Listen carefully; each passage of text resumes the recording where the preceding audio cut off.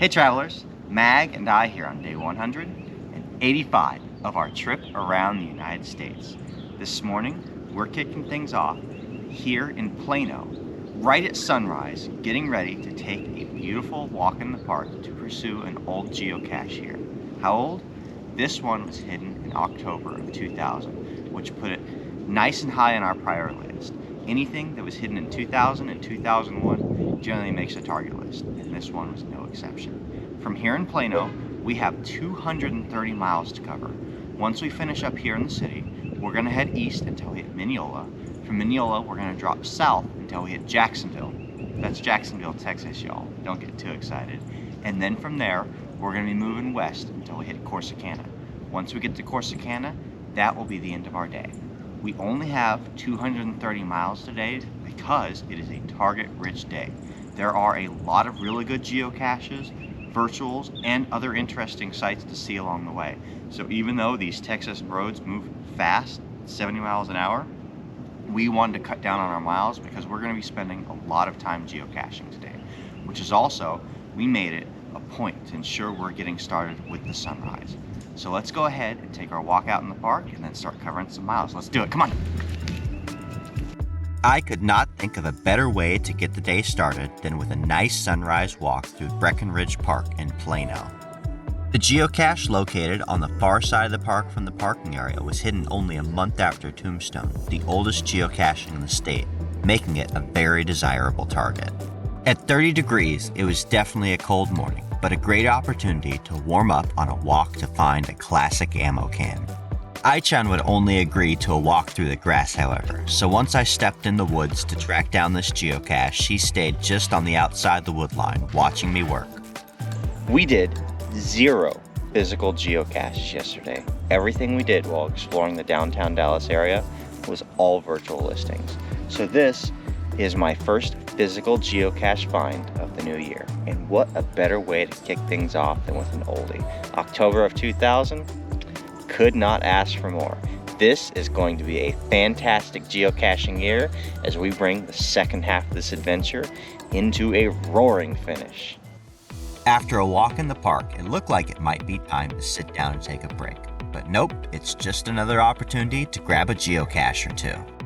Over the last 2 days in the Dallas and Fort Worth area, we only found 1 physical geocache, so it was nice to be back out on the trails again, tracking down container after container.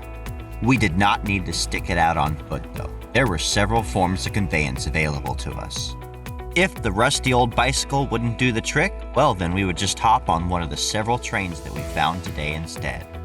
Whenever possible, I try to track down at least 2 geocaches in each of the counties that we pass through.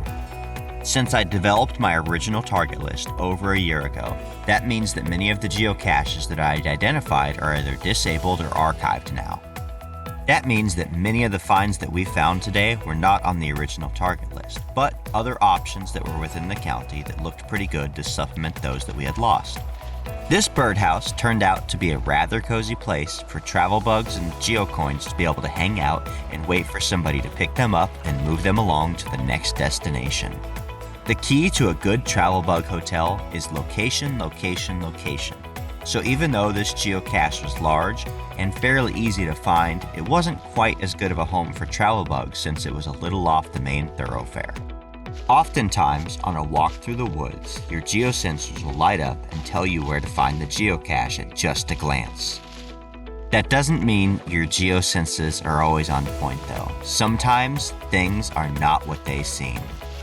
Because this regular sized Rubbermaid was not the geocache we were looking for at all. Hot, hot, hot, but not the cache. The real prize was waiting just nearby under a whole different set of cover. And this is not the first spot my geosenses would have pointed to. The only reason it stood out is because it was so close to the red herring that did light up those senses.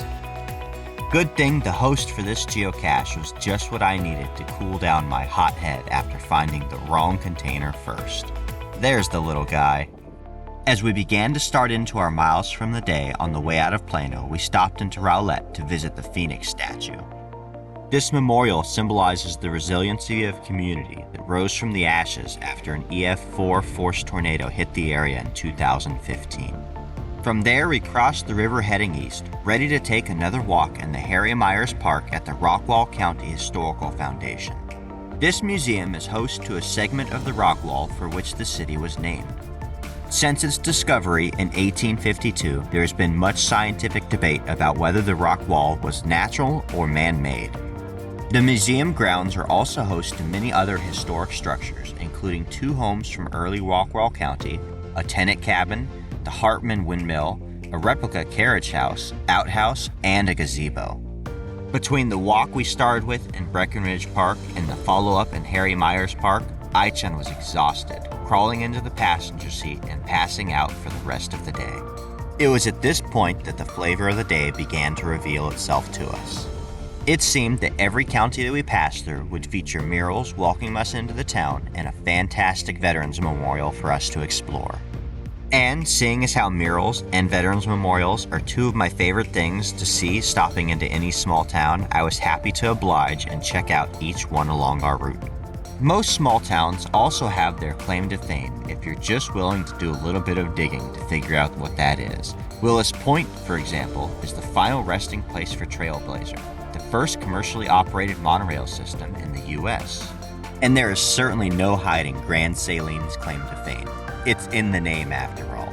This small town is sitting on one of the largest salt deposits in the country, so large, in fact, that it can provide salt enough for everyone for thousands of years. This building's even saltier than a lot of the Marines I know. The war memorial found on the outskirts of Grand Saline is set up for those salty dogs too. It is a brick memorial made up of 3 columns. Each column holds a list of names, but no wars. It was the geocache nestled within the treads of this tank that put it on my map, and wouldn't you know it, I actually managed to find that thing.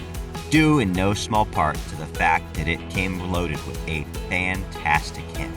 On a quick jaunt north out of Saline, we passed through the small town of Alba with a population of around 500 people. It was a sleepy town, but gave us a chance to grab a quick cache before heading into Emory, the county seat of Rain County. While most of the geocaches here in town seem to be missing, the 4-stage multi at the courthouse is still good to go. It provides the perfect excuse to explore all the memorials around the grounds before making the find nearby. Mineola was one of the small towns that I was most excited about getting to see today, and I am happy to report that it did not disappoint. One of the first things you'll notice coming into this small town is the enchanting downtown area. The very well-tended downtown blocks take visitors back to a time when Main Street was the central gathering point of basically every American city. And while many main streets may not be doing so hot anymore, that is not the case here. It actually took me quite a while to be able to leave the town because every time I'd stop off to see a mural, I'd see another one in the distance, and then of course, a Veterans Memorial to really grab me. Making your way south out of the enchanting city of Mineola, you'll quickly find yourself in Lindale, with a population of just short of 7,000 people. This was a pass-through town for me, with no intended geocaches to stop at. But between seeing the awesome murals and the Veterans Memorial, I couldn't help but make a little detour. I don't know about you, but it's pretty hard for me to pass by something with that many flags waving in the air. Having been casually sliding in and out of small towns pretty much all day long, it was a shock to the system to reach Tyler, the county seat of Smith County with a population of more than 100,000 people. It was more bodies and cars than I was in the mood to contend with, so we made one quick stop off to check out the awesome Veterans Memorial before bringing our day toward a close. We wrapped things up with a beautiful sunrise view over Jacksonville, a city that shares the same name of a place that I spent the last 13 years living. And there it is. The sun goes down on another day geocaching out here on the road in Texas. And let me tell you, those several days that we had to take a break in Dallas and Fort Worth were just what we needed to recharge both of our batteries and get prepared to get back on the road in the new year. And to be honest, it felt pretty good to be covering miles today. I'm not actually a huge fan of geocaching in the big cities. I love the virtuals, I love the scenic sights, of course, but I'm not a big fan of all the traffic. I really don't like it when I'm struggling on one-ways and trying to find parking, and I don't like to be around the massive crowds of people. So today was kind of exactly what I was looking for. We got on the road, and once we moved out of Plano, it was small towns all day long. And we bounced from one small town's veterans memorials and murals to the next. Really, it's what felt like all day was. Murals and veterans memorials as we passed through each town. And for me, that's a win. We were able to find the geocaches we were looking for in each of those spots, and we had something to see in each of those towns to keep us entertained. I've always been a big fan of Texas, and being on the road today only reinforces that I really like this state. I'm pretty excited about spending the rest of the month here, geocaching our way south, gaining more daylight as we go, and eventually making our way west. Thank you guys for joining us. Now that we're back on the road, like this video, subscribe to stay tuned for daily updates, and we'll see you